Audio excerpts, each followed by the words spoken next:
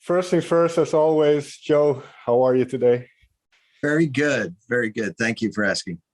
It's very good to hear. So before we jump in the album, there's something else I want to start with. Now, a couple years ago, we spoke with Steve Vai, who you know well, and your name came up, and he said about you, I don't ever remember him not being great. And obviously, you had to start somewhere. So do you remember when you weren't a great guitarist? Yes. The memory is very vivid in my mind. I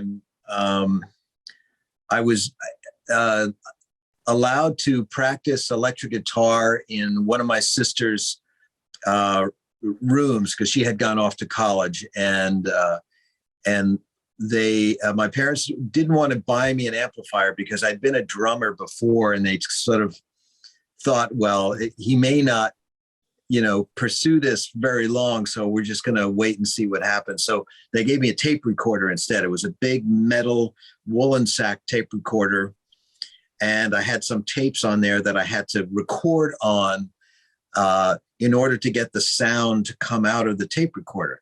So the reason why I remember this is because I had to record myself just to hear the electric guitar come out.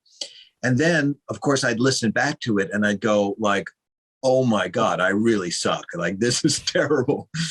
Because generally, when you're a beginner, you play and then the moment is gone. You never come face to face with how much of a beginner you are. But from the very start, I realized, oh, wow, this sounds terrible. I have to learn how to like one of the most important things was don't stop. Like, once you start a song, you've got to figure out a way to get to the end, because people really get annoyed if you stop. So that was the first thing. And then it was like, timing and getting tune and all that kind of stuff. So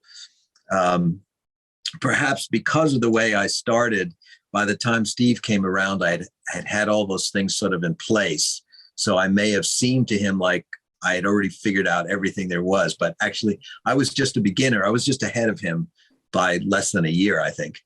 Okay, but that's interesting to look back at it that way, because like you said, you were still a teenager. So your journey was just beginning in a way. What did it come easily, kind of exploring all these different aspects of playing the guitar, of sonic landscapes, of structure? Did that all come easy to you? Oh boy, when I was 14, I didn't even know what sonic landscape meant. Texture, none of that. No, my fingers hurt. That's what I just figured, like play an F chord without your fingers hurting, How do you remember? I remember having on one piece of paper, there was this thing called a magic chord sheet that my sister Marion had given me because she was a folk guitar player. And that was what she used in her guitar case. So, and it had 17 chords in the first position. And I figured, well, I'll just play every chord every day over and over again until my fingers remember where to go. And that was painful, and it was awkward, humiliating. I just remember, every night I'd give up at some point, and I'd have to convince myself someday it'll be better. Maybe it'll be better tomorrow. But I really had no idea. What kept you going? I guess I love music more than anything else. I would, like any other kid, I was on sports teams. I was involved in school. There were always these opportunities. Maybe you'll become a scientist, a doctor, a lawyer, whatever, but music just seemed like the thing I really wanted to do. And I think it was obvious to my family because I started as a drummer when I was at age 9. And all I ever really wanted to do was listen to music. So I think I was the youngest of 5 kids, so my parents were getting really tired of of trying to raise kids, and so I got all these liberties that my older siblings never got. So I wound up being the musician in the family. Right. Now, some quick math here. You were born in 1956, if I'm not mistaken. That's correct. Yeah. And now you have a song on the new record. East 104th Street, New York City, 1973. So this is around that age, 17-ish. Why that title, and what does that year remind you of? Well, East 104th Street between First and Second Avenue is where my father was born and raised. Ah, okay. When I was a little kid in the 60s, I was there on the weekends visiting my grandparents and my cousins, having fun on the streets of New York City as a little kid, thinking it was a wonderland. And in the 70s, it was quite different because I'd started to come of age. I was a young guitar playing musician. New York City was going through the craziest time economically. It was very dangerous, oil embargo. Eventually the city went bankrupt. I mean, it was just a crazy time, but it was so much fun to be a teenager at that time and a young musician, going to concerts, seeing Led Zeppelin at Madison Square Garden, seeing bands at the Fillmore East and all over New York City. Just fantastic. And, you know, there was metal, there was rock, there was Miles Davis, there was classical music, the art, the theater, everything. It's just New York City was so exciting. And I needed to pick a date that sort of summarized it, because by 77, I was living here in the San Francisco area. So I had left New York by then. So that was like a really good spot to sort of put down in the calendar and say, okay, this is going to be the way that I summarize that period. And that's kind of like what I would have been playing 4:30 in the morning at a club when all the patrons left and we were just jamming as a, you know, with friendly musicians. We'd play something like that, you know. All right. And what I find interesting then, you mentioned kind of being that energetic teenager wanting to go to gigs and seeing all these people that you admire play the guitar. And then at some point you kind of transition to where you are their peers now, where you're kind of one of the group. What was that transition like for you, where you kind of felt like, okay, I'm actually really good at this. I'm making records now. What was that transition for you like from this exuberant teenager to kind of a professional musician? Well, you know, if you're lucky, it happens to you. But at the same time, I think I'm always sort of pinching myself thinking, you know, this is really a dream come true. I'm like so grateful that it happened. I remember going to see Todd Rundgren and Mahavishnu Orchestra in Central Park and just thinking, oh, one day I'll be on the stage, you know? And, but there have been times where, let's say I've been on stage with Steve Vai and we've, you know, looked at each other and said, you know, can you believe this is happening? Two little kids from Long Island are on stage together playing like wherever we were at the time. We've played on stage and, you know, together in Japan and all over Europe, South America, and North America. So it never is it lost on us that the two of us, you know, grew up in the same town, went to the same high school, had the same dream, and are still friends and guitar playing buddies, and we still get to play around the world. That's just it's really a fantastic turn of events that we're forever grateful for. So Sure. I don't think I've ever felt like I'm part of the group, I guess. Like you said, you know, I think for me anyway, I always feel like I'm still that on my own kind of thing, you know. I guess maybe because I'm part of a band. Really, I didn't have that upbringing, you know, or that kind of success. You know, the solo career was such a unusual thing to happen, and it still is. Well, mentioning Steve Vai, and I spoke to him barely a month ago, and then perhaps this is easier to say about somebody else than about yourself then, but what makes him so good? Why is he the guitarist that he is? Well, I can say that, you know, as a young kid, when I met him, he was 12 years old, and he had all the things that you would hope a young student would have: great timing, great ear, fantastic hands, and just an unbelievable desire and to learn, and fantastic willpower to overcome any physical obstacle that his body would present. And, you know, no one's perfect. We all have issues that we have to deal with what we're trying to pursue, but it's whether or not we back down or not. Like how everybody needs a couple of workarounds, you know, where you work around the thing that's part of you that, you know, is holding you back. So you figure out a way around it, you know.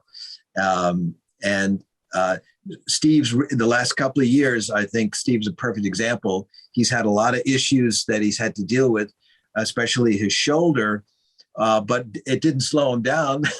He's still as crazy as ever, designing a 3-neck guitar that probably is the last thing someone with a shoulder problem should be doing. But that's Steve, right? That's a perfect example, you know. What was the thing that you had to work around, or can you share something that you had to work around in your career? Yeah, I would say that I am not as technically gifted as most of my guitar playing friends.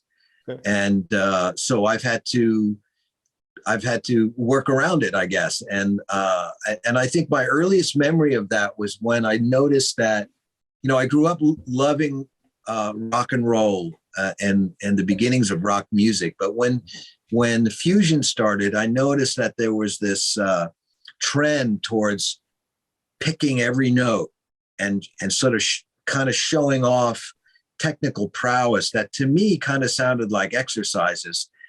But I realized that they were elevating it to some new art form.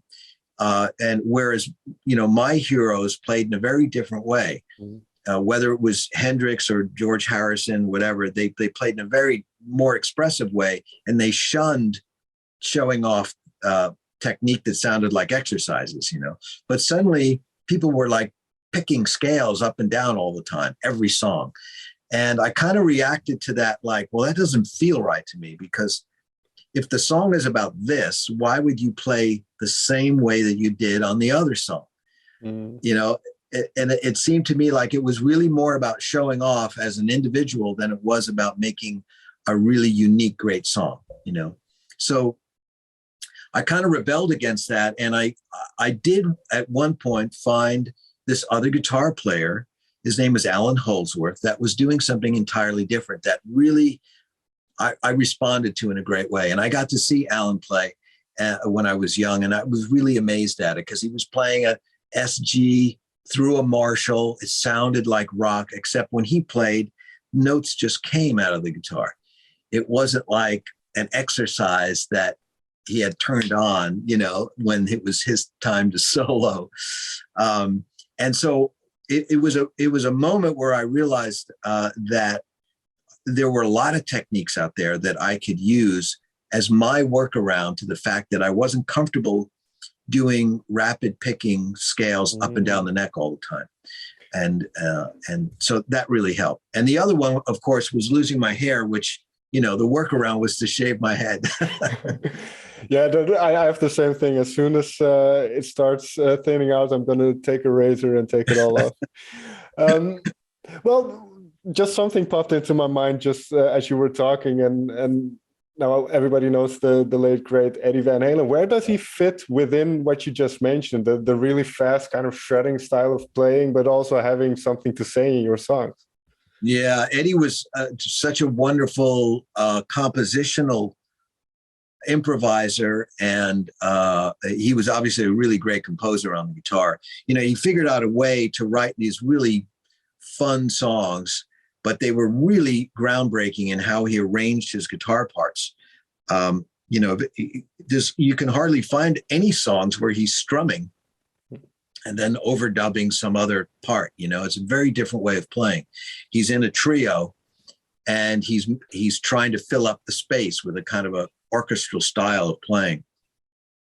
And then, of course, when he goes to solo, we know from his interviews that he improvised, and he tried to capture the spirit of the song and of the band, I guess, of the live event, which is a whole kind of style in itself. You know, it's very, very different than, you know, like a Pink Floyd, the way David Sure. Gilmour would approach a song. All equally valid, but uniquely different. And the odd thing about Eddie is that sometimes he would play stuff that didn't make any musical sense, but made sense in terms of how much fun it was to listen to. When you heard the whole band, you went, oh, that's so much fun.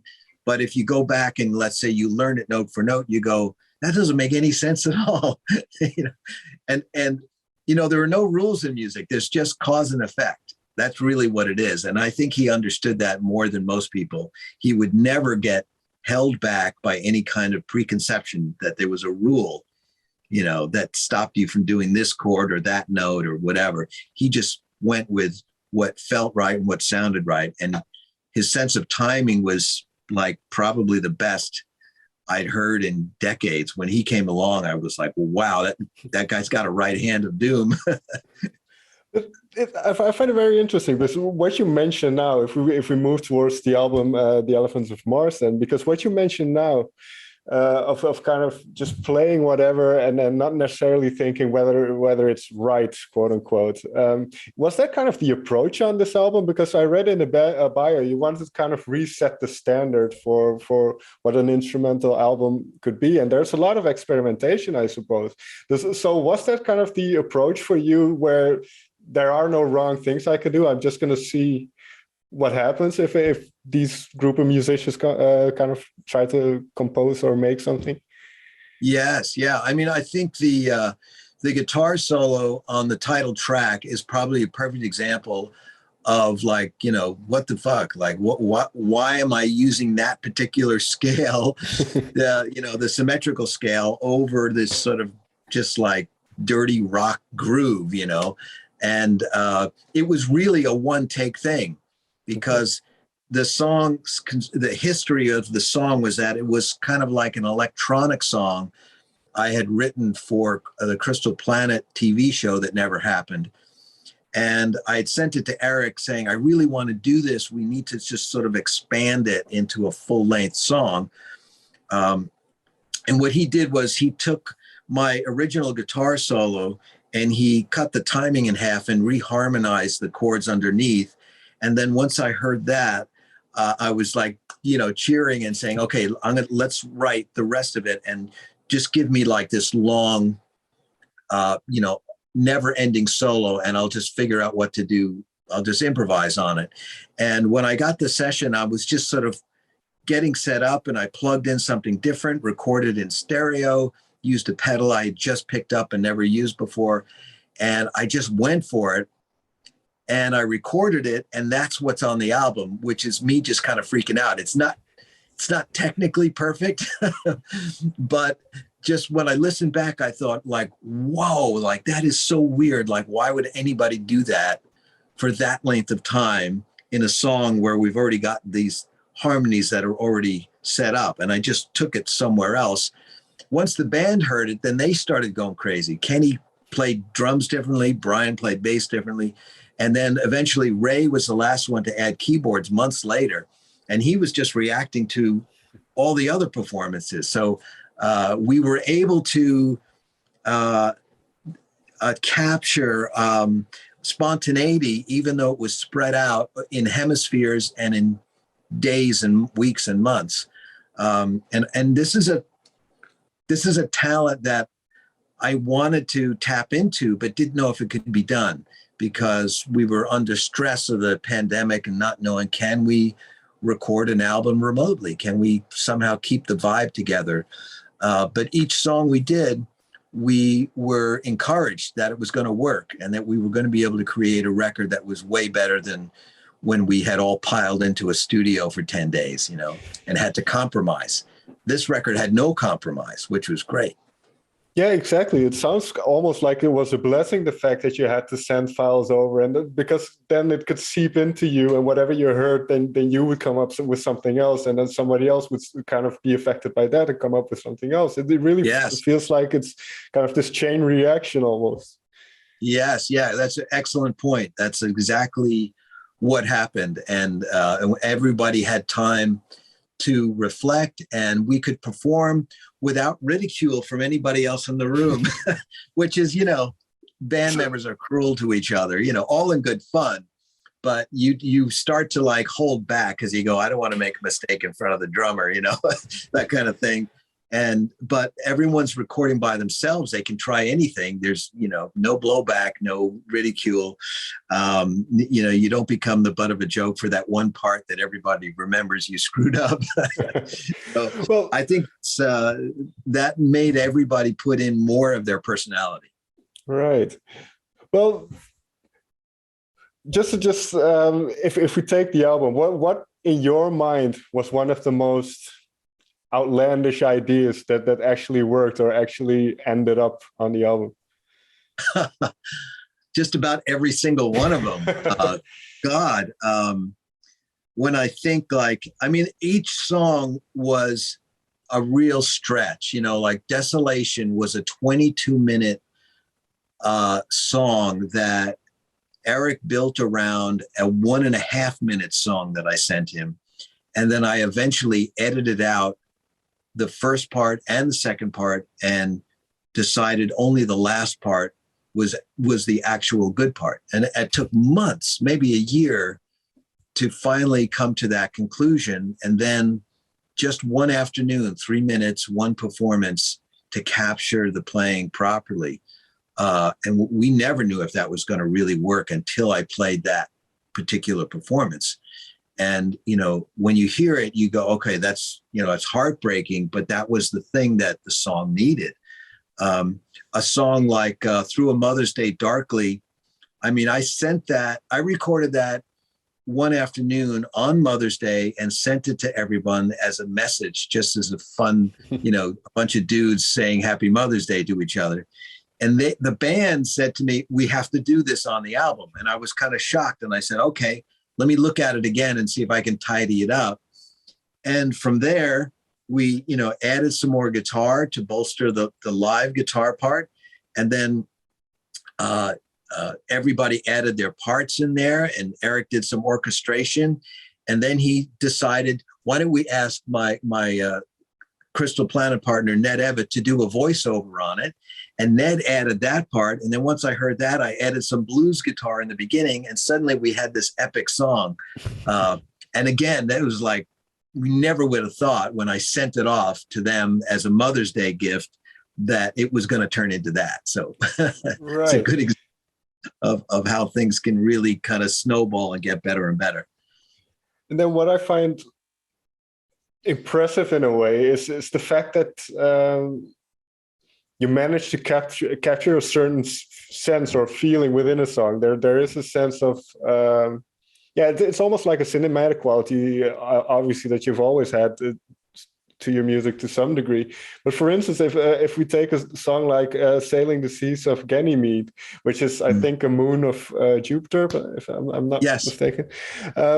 But that song to me, for some reason, feels like some space exploration or something. So is that intentional, that you kind of try to capture that feeling of a song, or is that just happenstance? Yes. It has its start. It has a very comical start. So There's a show in the United States called the Jimmy Fallon Show, and the band, The Roots, is the house band. Sure.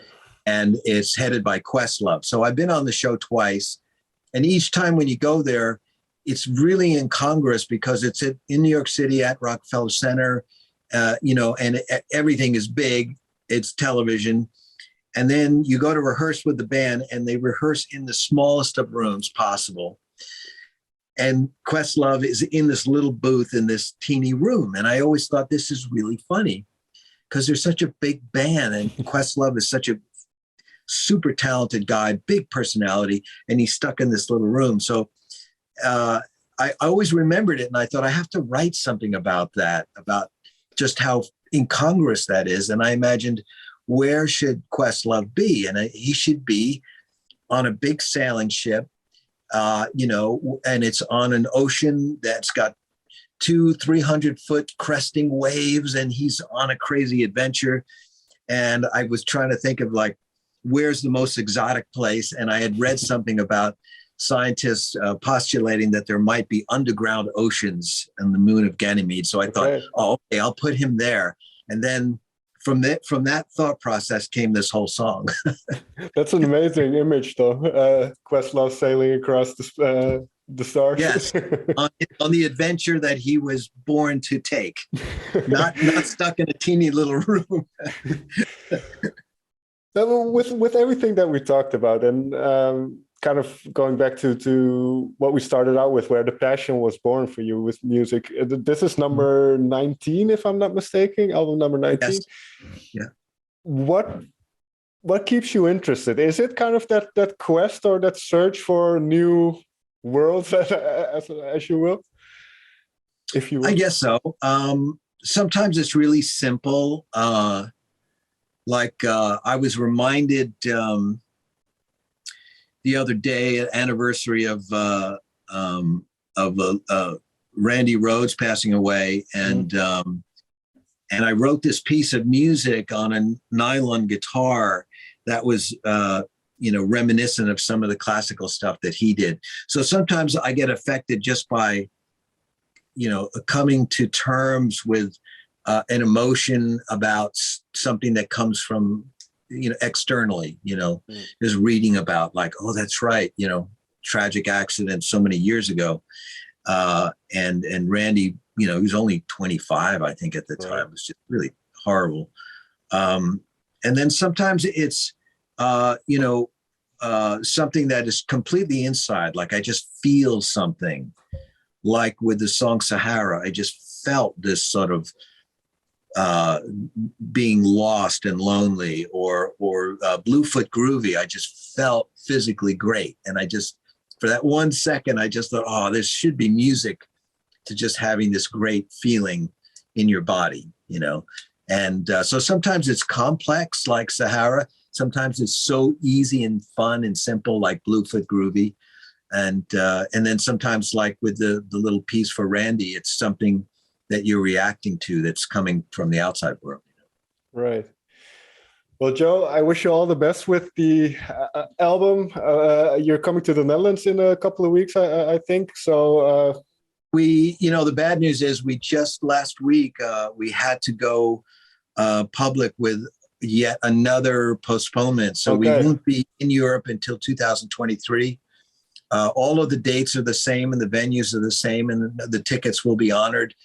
I can't believe I'm saying this, since 2020, but it's an unusual situation all over the world. We're doing the best we can. So but we will, I promise you, we will arrive.